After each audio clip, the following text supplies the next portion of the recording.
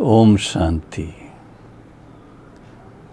परम प्रिय परम पिता परमात्मा की अति प्रिय संतान, प्रिय बहनों और भाइयों, आज एक तरफ भारत में नई सरकार चुनने के लिए इलेक्शंस का बहुत आवाज़ है। कभी वोट कहाँ पड़ रहे हैं, कभी कहाँ पड़ रहे हैं, कभी कहाँ पड़ रहे हैं। एक प्रकार से यूँ कहें कि भारतवासियों के लिए ये लगभग एक महीने का लगातार उत्सव है। इलेक्शन का भी उत्सव है। क्यों? ये एक मौका मिलता है जब अपनी पसंद से सरकार चुनने के लिए, नई सरकार बनने के लिए एक एक वोट की कीमत होती है। हूबहू इसी तरह ईश्वरीय ज्ञान और सहज राजयोग की शिक्षा को प्राप्त करके पिता परमात्मा के दिल तख्त नशीन होना, वो इलेक्शन नहीं करवाते हैं। वो योग्यता के अनुसार, योग्यता कौन सी? कि हम आत्माओं ने ईश्वरी ज्ञान को यथार्थ रीति से समझा है, समझ करके उसको अपने जीवन में धारण किया है, उसकी प्रैक्टिकल एप्लीकेशन अपने लाइफ में अच्छी तरह से कर रहे हैं और उसके फलस्वरूप अपने कर्मों को इतना श्रेष्ठ बनाया है जिसके लिए कहा जाता है नर ऐसी करनी करे जो नर श्री नारायण बने। अब आप सोचिए, श्री नारायण या श्री लक्ष्मी,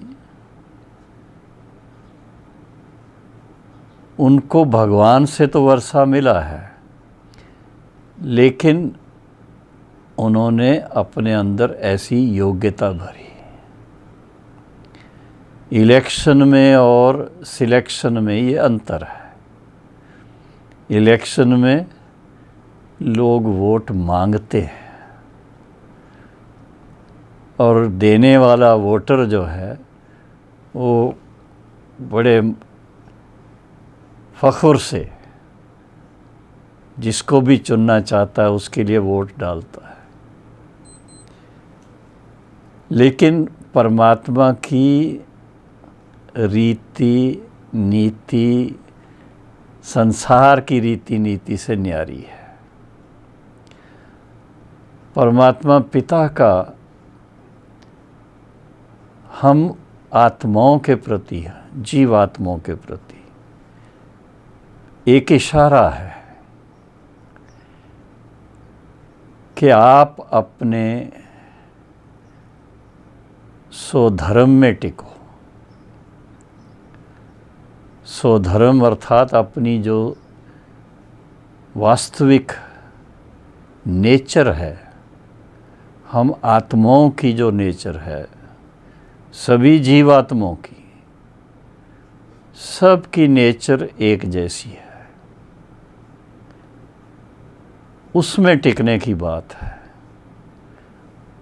और वो नेचर क्या है?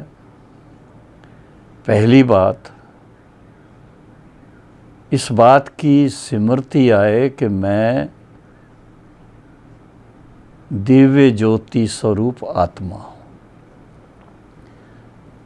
और पिता परमात्मा की संतान हूँ वो भी दिव्य ज्योति स्वरूप हैं। उनको हम प्यार से शिव बाबा कहते हैं और हम बच्चे उनके शालिग्राम रूप में पूजे जाते हैं।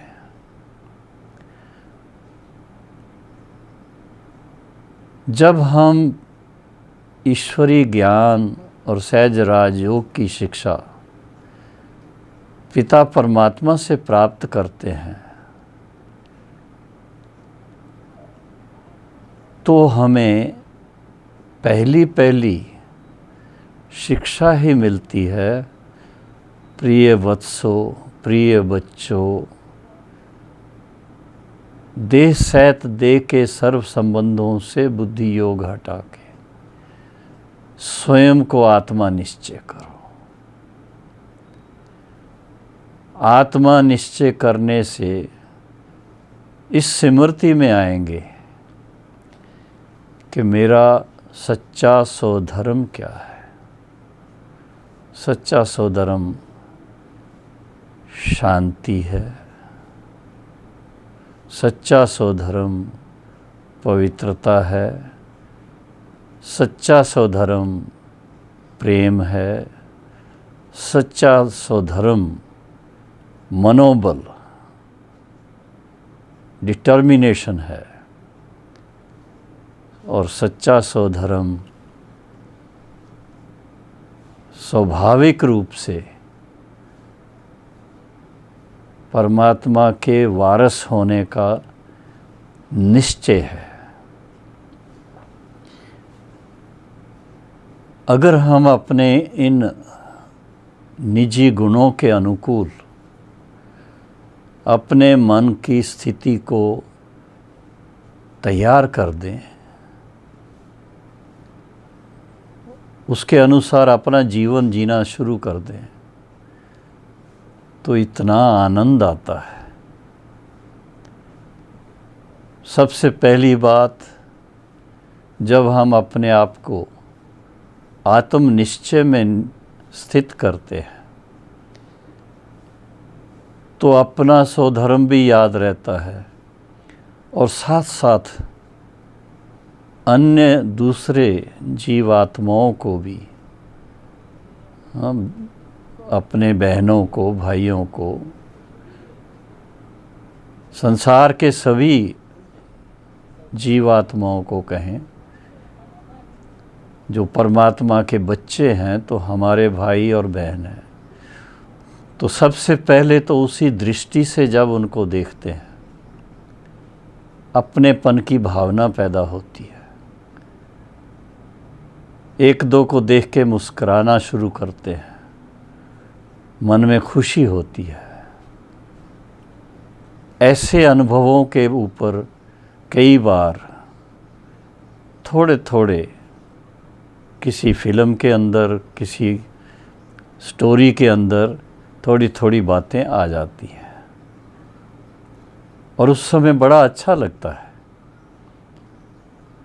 लेकिन फिर उसको धीरे धीरे कारोबार में जाने से, परिवार में अपनी गतिविधियों के कारण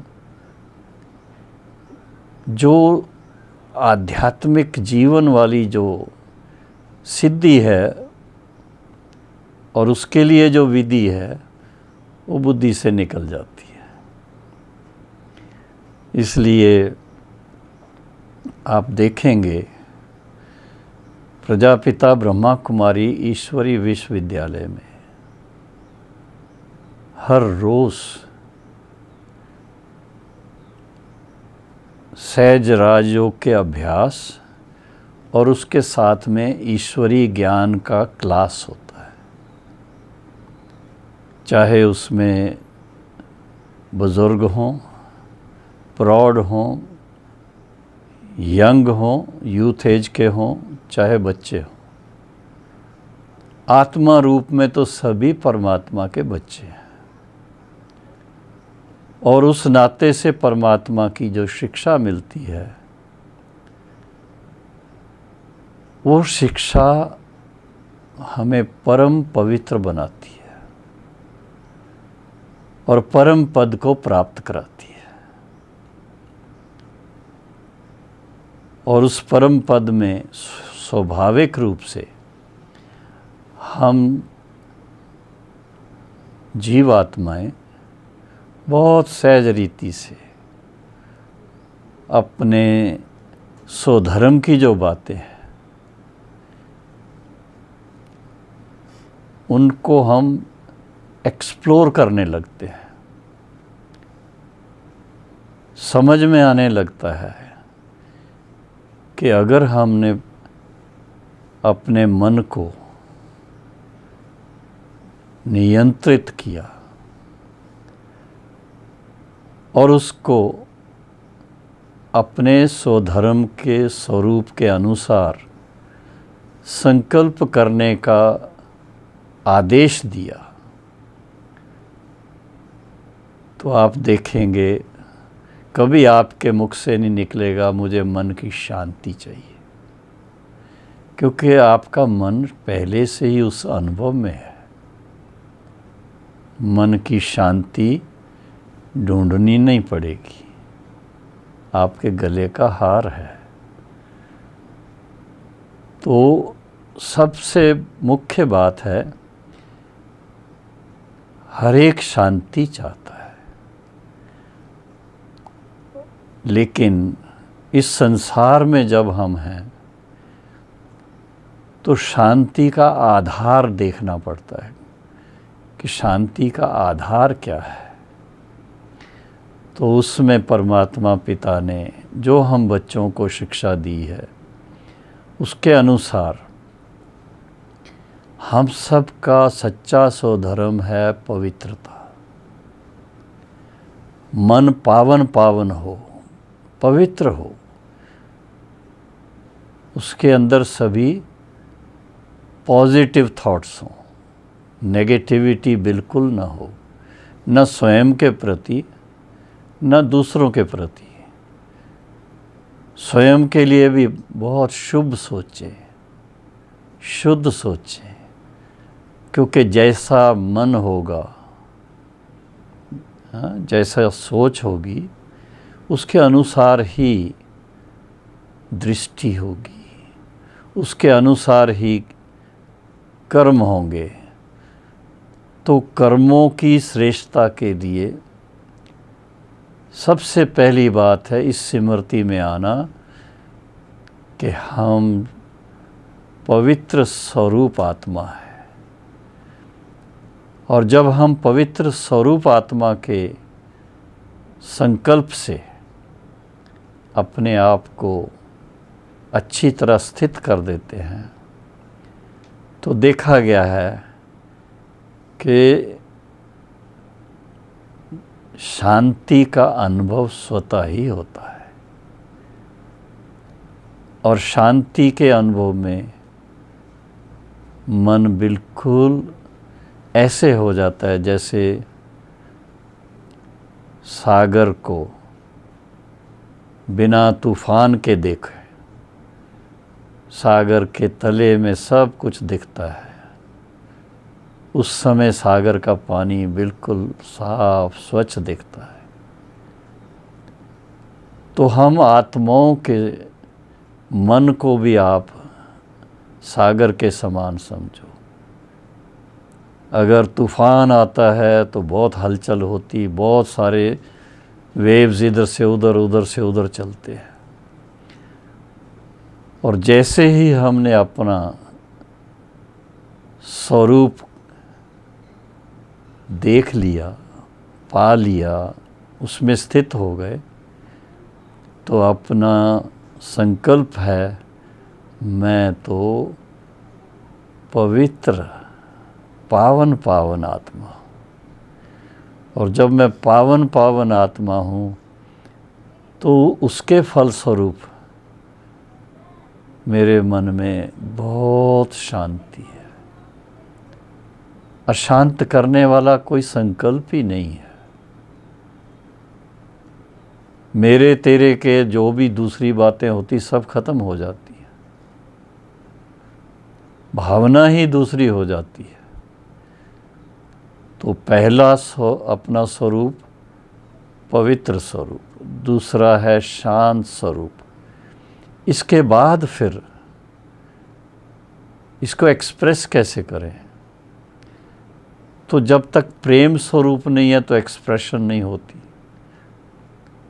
स्वयं के लिए भी प्रेम स्वरूप, अपने से घृणा नहीं चाहिए, अपने को कोसना नहीं चाहिए, अपने को या ये कहें कि अपनी किस्मत के लिए गलत नहीं सोचना चाहिए। नहीं, हम परमात्मा के बच्चे हैं, हमारे जैसी किस्मत तो किसी की भी नहीं है।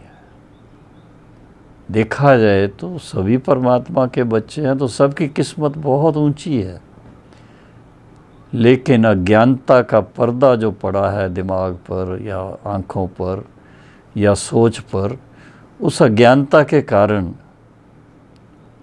न स्वयं को ठीक से समझ पाते हैं, न ये समझ पाते हैं कि हम परमात्मा के बच्चे होने के नाते कितने भाग्यशाली हैं, और ना ही फिर इंटरपर्सनल रिलेशंस के अंदर उस बात को हम समझ पाते हैं, उस बात को हम कार्यान्वित नहीं कर पाते।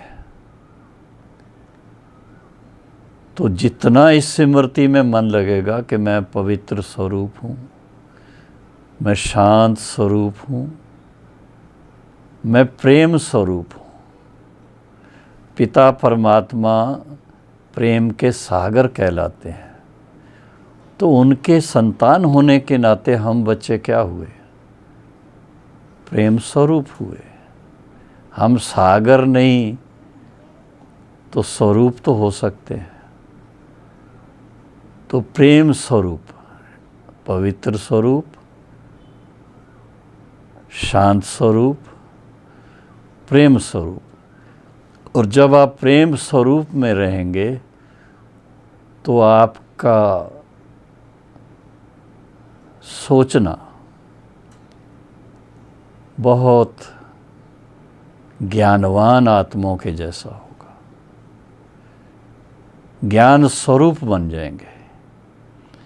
हर बात के आद मध्य अंत को जानकर यथार्थ कर्म करेंगे।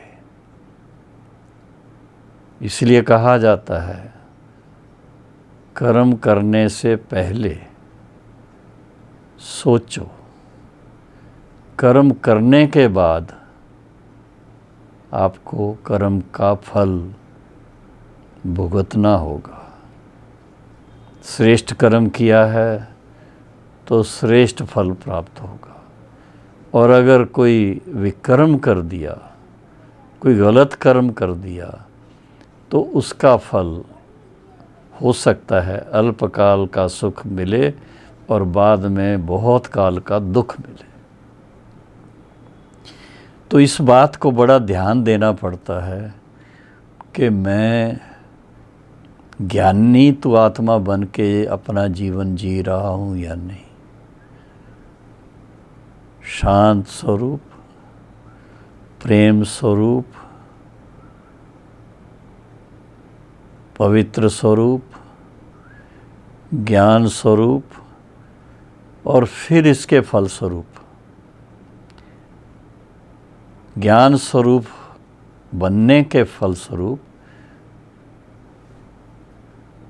इस बात का ज्ञान हो जाता है कि राइट क्या है, रॉन्ग क्या है, और वो हमारे कॉन्शियस में बड़ी क्लियर बात आ जाती है।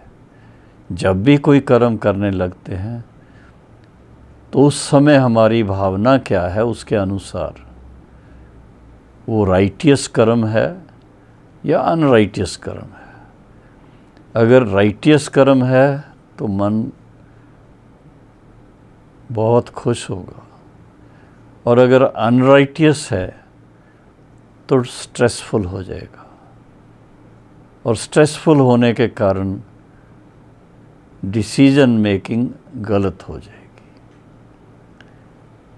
इसलिए ज्ञानी तो आत्मा, बाबा कहता है, ज्ञानी तो आत्मा मुझे बहुत प्रिय है।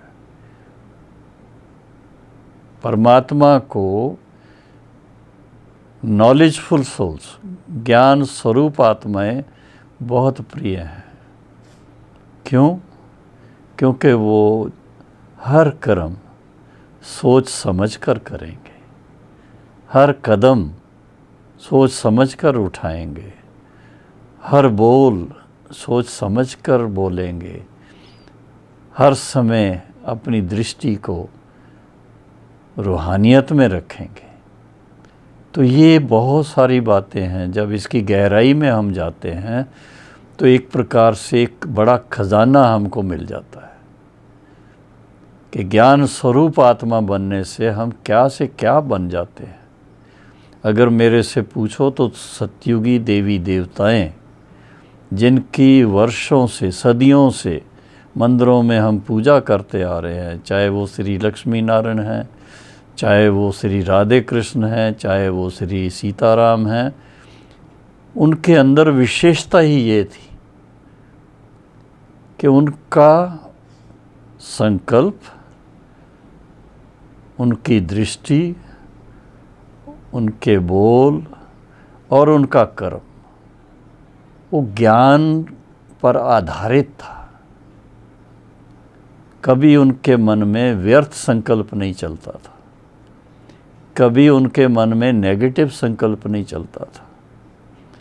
और जब मन में नेगेटिविटी नहीं है, मन में व्यर्थ संकल्प नहीं है, तो जो मन में श्रेष्ठ संकल्प होगा उसी अनुसार वचन भी होंगे, उसी अनुसार कर्म भी होंगे। इसलिए भगवान के महावाक्य, चाहे वो भक्ति मार्ग की श्रीमद् भगवत गीता में है, चाहे डायरेक्ट जब पिता परमात्मा ज्ञान दे रहे हैं उस समय है कि मुझे ज्ञानी तू आत्मा बहुत प्रिय है। तो सोचिए, आप अपने ही स्वरूप के बारे सोचिए। अगर मैं आत्मा अपने सच्चे स्वरूप में स्थित हो जाऊं तो मैं पवित्र स्वरूप, शांत स्वरूप, प्रेम स्वरूप, ज्ञान स्वरूप और इसके फल स्वरूप, जब ऐसी धारणा हमारी बनती है तो व्यक्ति का मनोबल बढ़ जाता है। मनोबल बढ़ना माना आत्मा अपने शक्ति स्वरूप को पहचानने लगती। शक्ति स्वरूप वो भी एक आत्मा का गुण है। और शक्ति किस लिए होती है? जब कोई कमी कमज़ोरी उस पर विजय पानी होती है तो वहाँ पर शक्ति स्वरूप का यूज़ होता है। जब आत्मा में ज्ञान और योग बल अच्छी तरह से आ जाता है तो माया के हर रूप को पहचान सकती है। बुद्धि बहुत साफ स्वच्छ हो जाती है, निर्मल हो जाती है और उसके फलस्वरूप ये परखना, राइट और रॉन्ग को परखना बड़ा सहज हो जाता है। कई बार ऐसा भी होता है, राइट और रॉन्ग को परख करके फिर जो अपनी मनोबल चाहिए राइटियस कर्म करने के लिए, कभी कभी वो किसी के संग के रंग में, दूसरे किसी की राय के कारण, दूसरे किसी के इन्फ्लुएंस के कारण, दूसरे किसी के डर के कारण वो राइटियसनेस नहीं रहती है। ईश्वरी ज्ञान और सहज राजयोग की जो शिक्षा मिलती है, इससे हमें ये सबसे बड़ा फ़ायदा ये है कि हम अपनी कन्विक्शन के अनुसार चलते हैं, अपने जीवन को इतना क्या कहें, इतना सुंदर बना देते हैं, श्रेष्ठ बना देते हैं, सभ्य बना देते हैं, सहजता से। जैसे यथार्थ कर्म करना वो हमारे जीवन का अंग बन जाता है। और वो तभी होता है जब राइटियस थिंकिंग के अनुसार आपके अंदर इतनी मनोबल हो, इतना शक्ति हो मन की, आपके अंदर कन्विक्शन ऐसी आपकी धारणा हो कि आप राइटियस ही बात करेंगे, अनराइटियस बात नहीं करेंगे। बहुत हिम्मत भी चाहिए, ऑफ कोर्स एनलाइटेंड माइंड भी चाहिए। और फिर इसके बाद नेक्स्ट स्टेप जो आता है, ज्ञानी तो आत्मा बनने के बाद और फिर शक्तिशाली आत्मा बनने के बाद किसके लिए है? तो दूसरे हमारे जो बहनें भाई हैं जिनको ज्ञान नहीं है, जिनके जीवन में वो शांति नहीं है, जिनके जीवन में सुख नहीं है, उनके लिए हम निमित्त बनते हैं, चाहे व्यक्तिगत रूप से, चाहे मन से, चाहे धन से, चाहे वाणी से, चाहे लिखत से, कैसे भी करके उनको सत्य मार्ग क्या है उसकी जानकारी देना, उनको ज्ञानी तो आत्मा बनाना। भक्ति में सब लोग हैं, तो भक्ति भाव में जो भी आत्माएं हैं उनका हक बनता है कि उनको यथार्थ ज्ञान मिले, उनके स्वयं के स्वरूप का भी यथार्थ ज्ञान मिले और पिता परमात्मा का भी यथार्थ ज्ञान मिले।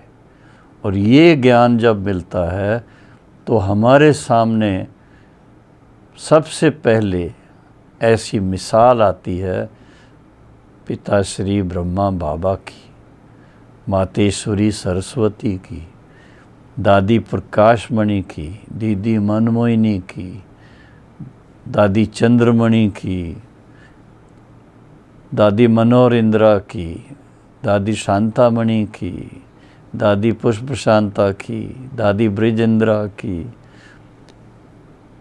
दादी मनोहर इंदिरा की और दादी गंगे जी, उनकी सभी का देखा गया है कि ज्ञानी तो आत्माओं का जीवन क्या होता है। ज्ञानी तो आत्माएं अपने जीवन को बहुत सुसंस्कारित बनाते हैं, बड़े श्रेष्ठ संस्कार धारण करते हैं, पुराने संस्कारों को मिटाते हैं, पुरानी आदतों को मिटाते हैं और दिव्य आदतें अपने जीवन में धारण करते हैं। इसी को कहा जाता है कि ईश्वरी ज्ञान और सहज राजयोग के बल से पिता परमात्मा हम आत्माओं को इतना गुणवान बना देता है, इतना ज्ञानवान बना देता है कि हम मनुष्य से देवता, मनुष्य से देवता, मनुष्य से देवता अभी बन जाते हैं। देवताओं का जीवन स्वयं भी सुखी और दूसरों को भी सुख देने के लिए, स्वयं भी सदा शांत, दूसरों को भी शांति देने के लिए, स्वयं भी भरपूर, दिव्य गुणों से भरपूर, खजाने भरे हुए हैं, दूसरों को भी भरपूर करने का संकल्प रखते हैं। तो ये विशेष बात आज कि हम रोज़ पिता परमात्मा से जो शिक्षा प्राप्त कर रहे हैं उसमें ये मुख्य 5-6 बातें जो हैं, 7 बातें हैं, इन बातों को अगर रोज़ थोड़ा सा रिवाइज़ कर लें, सवेरे सवेरे अपने मन में इनको रिवाइज़ कर लें, तो आप देखेंगे कि एक सप्ताह के अंदर आपका जीवन बहुत खुशनुमा बन जाएगा, सुंदर बन जाएगा, श्रेष्ठ बन जाएगा, गुणवान बन जाएगा और आप सदा देवताओं के समान मुस्कुराते रहेंगे।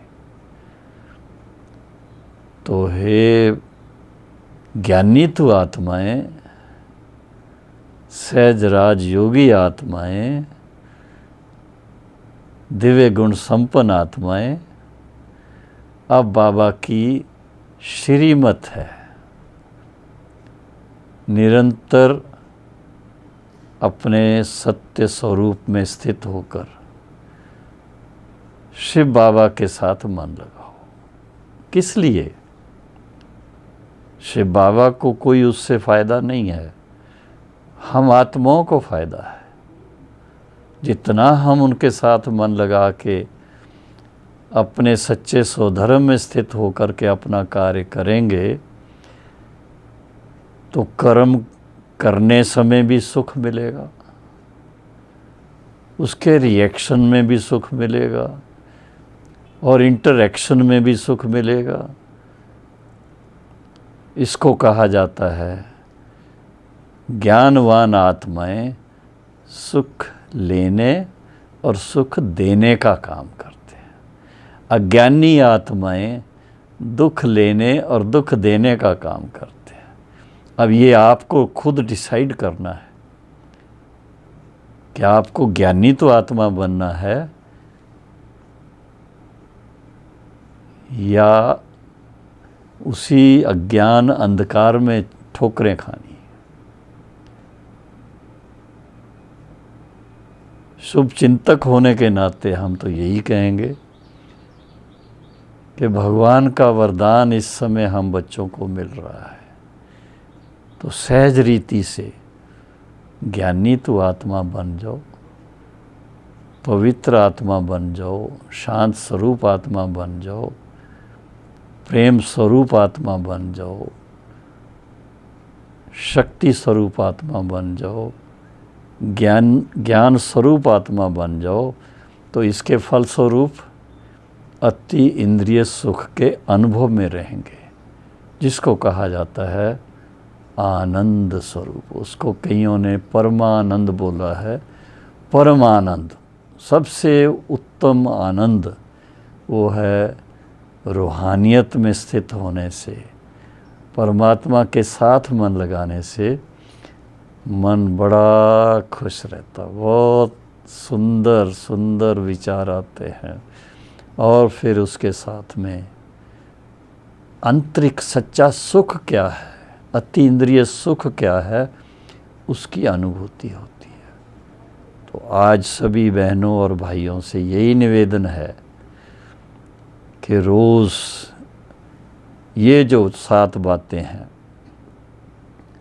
7 गुण जो हैं, जो हम आत्माओं के हैं, मेरे भी आपके भी, हम आत्माओं के निजी गुण हैं, इसको हम अच्छी तरह से एक्सप्लोर करें, इसकी गहराई में जाएं और इसकी एप्लीकेशन जीवन में करें, तो देखो क्या जीवन बन जाती है।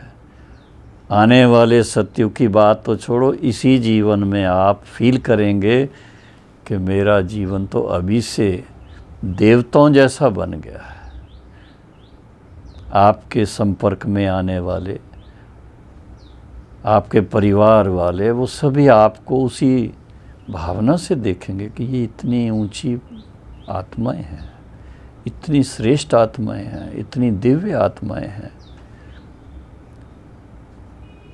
लेकिन पहले तो हमें अभ्यास करके इस स्वरूप में अपने आप को निरंतर लाना है, निरंतर